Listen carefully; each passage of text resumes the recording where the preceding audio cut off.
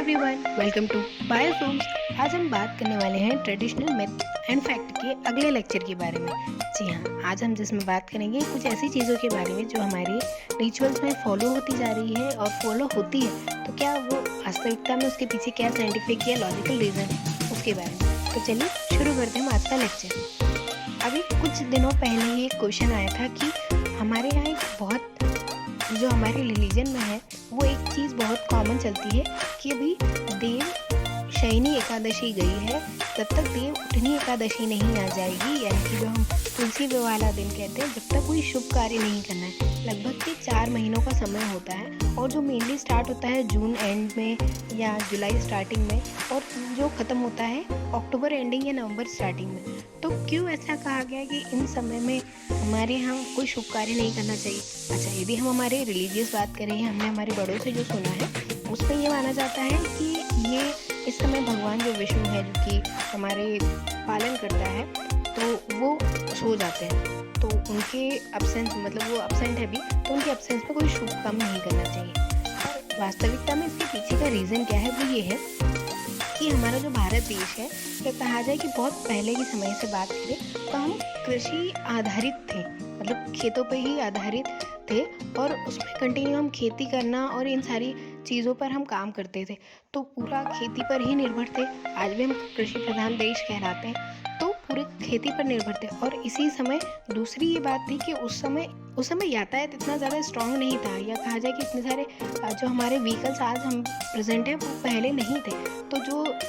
Normal use किए जाते थे, घोड़ा गाड़ी या बैलगाड़ी का यूज़ किया जाता था और कई दिन लगते थे एक स्थान से दूसरे स्थान तक जाने के लिए। और पहले गाँव भी बहुत दूर दूर होते थे, एक ही गाँव में कोई 5-5 ही रिश्तेदार बहुत कम होते थे, दूर दूर होते थे, तो जाने में भी कई लंबा समय लग जाता था। और बारिश के सीज़न में जो रोड है वो प्रॉपर भी बनी नहीं थी, तो बारिश के सीज़न में जो रोड है वो भी प्रॉपर नहीं होती थी, गड्ढे होते थे, तो कहीं इनका भी डर होता था और जानवरों का भी डर। तो कई सारे कारण इकट्ठे हुए, तो जिसे हम एक के बाद एक समझते हैं। जैसे सबसे पहले हमने बात की कृषि प्रधान रहा, तो उस समय क्या होता था कि खेती करना है तो पहली बारिश हुई है, ऐसा ना हो कि ज़्यादा खेत में बारिश हो जाए, या शुरू में बारिश हुई तो सीड लगाना है, पौधे को ध्यान रखना है, उसको प्रॉपर पानी मिलना चाहिए, धूप मिलना चाहिए, ऐसा ना हो कि खेतों में कोई खराबी हो जाए। तो इसलिए इनको पहले मना किया गया कि इन 4 महीनों में, क्योंकि जो फसल है उसमें बारिश का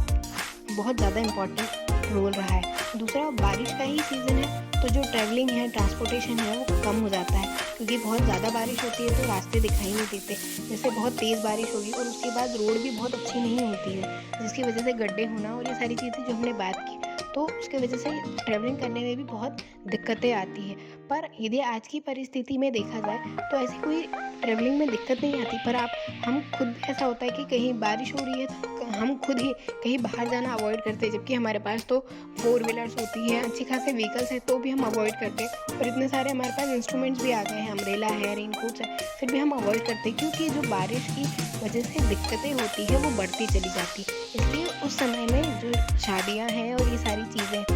की गई वो मना की गई होंगी। साथ ही अब जैसे जैसे धीरे धीरे ये कस्टम बनता चला गया, तो ये हमारे एक रीति रिवाज के बीच में आ गया है और जिसके कारण ये चलता गया। मैं इसे गलत नहीं मानूंगी, यदि चल रहा है तो कोई गलत नहीं है, पर इसके पीछे का लॉजिक ये भी है और जो हमारे बड़ों ने सुनाया है वो तो है, पर बेसिक लॉजिक इसका यही है कि उस समय बारिश का सीज़न होता है और उसमें से होने वाली दिक्कतों को अवॉइड करने के लिए ये सारी चीज़ें की जाती है। अब ऐसा तो नहीं है कि जैसे हमारे यहाँ कुछ सम्मेलन ऐसे भी होते हैं कि मृत्यु के बाद भी परिवार वाले मिलते हैं, मृत्यु भोज जैसी चीज़ें भी होती है, तो क्या उसमें हम ये वेट करते हैं कि इन 4 महीनों में नहीं जाए? तो ऐसा नहीं है, वो बस शुभ काम के लिए, क्योंकि ये चीज़ें जो है मृत्यु हो जाना किसी की या किसी का जन्म होना, ये अनअवॉइडेबल है, मतलब हम अवॉइड नहीं कर सकते। पर शुभ काम करना, जैसे हमारे गृह का उद्यापन है या शॉप की ओपनिंग है या शादी है, तो ये सारी चीज़ें हम अवॉइड करते हैं, ताकि शुभ काम में जो है लोगों को हम बुलाना चाहते हैं और जो इकट्ठा कलेक्ट करना चाहते हैं वो कर सके। अब ये रीति रिवाज पूरे भारत में नहीं है, भारत के कई क्षेत्रों में है, पर सारे क्षेत्रों में इसे नहीं माना जाता। नेक्स्ट क्वेश्चन हमारा ये आता है कि क्या हफ्ते में एक व्रत करना ज़रूरी है? यदि इसका मैं उत्तर बोलूँ तो हाँ, ये बहुत सही है। आप अपना डे अपने हिसाब से डे सिलेक्ट कर सकते हो, पर फास्टिंग का ये मतलब नहीं है कि आपने एक बार खाना खाया और शाम को फलाहार के नाम पर आप साबूदाना की खिचड़ी या जो भी है वो खा रहे हैं, कुछ खा रहे हैं। नहीं, एक्चुअल में इसके पीछे का बेसिक रीज़न ये है कि कि आपकी बॉडी को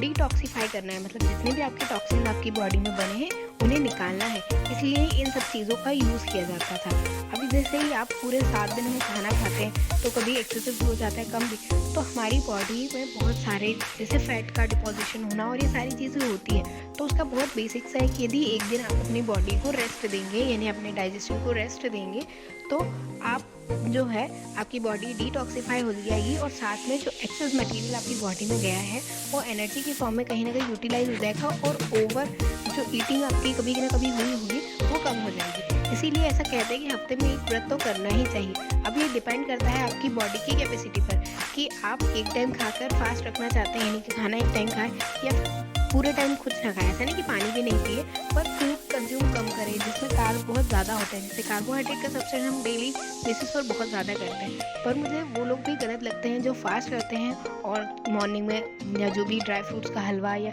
हलवा खा लेंगे या जो भी स्वीट्स हैं वो खा लेंगे, शाम को फलाहार के नाम पर खिचड़ी, साबुदाना खिचड़ी और चिप्स खा लेंगे। तो जितना आप फास्ट करने के लिए अपने एनर्जी लॉस करना चाह रहे थे उससे ज़्यादा आपने एनर्जी गेन कर लिया और कंटिन्यू ये हर वीक होता जाएगा तो आपकी बॉडी में कोलेस्ट्रॉल की दिक्कत और बढ़ेगी, डायबिटीज़ हो सकता है, क्योंकि अब हमारी बॉडी वैसी नहीं है कि पूरे टाइम हम एनर्जी का पूरा यूटिलाइजेशन करें। तो हो सकता है कि धीरे धीरे दिक्कतें शुरू हो, पर यदि आपकी बॉडी में डाइजेशन सिस्टम बहुत ही अच्छा है